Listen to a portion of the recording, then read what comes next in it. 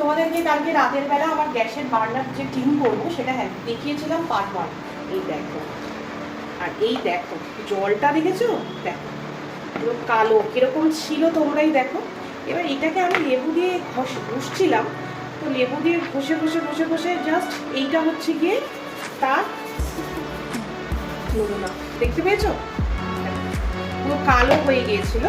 সেইখান থেকে এইটা এতটা পরিষ্কার হয়নি, এটা আরো একবার লাগবে, এতটা বসতে আর পারছি না, হাত ব্যথা হয়ে গেছে। এই দেখো, আর এই দেখো হচ্ছে কি জলটা, মানে পুরো কালো জলটাকে ধুলোটাকে কি করলো।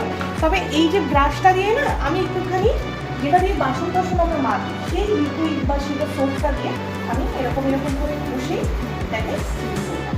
এবার এটাকে জাস্ট ধুয়ে ভালো করে একটা পরিষ্কার ন্যাতা দিয়ে ভালো করে মুছে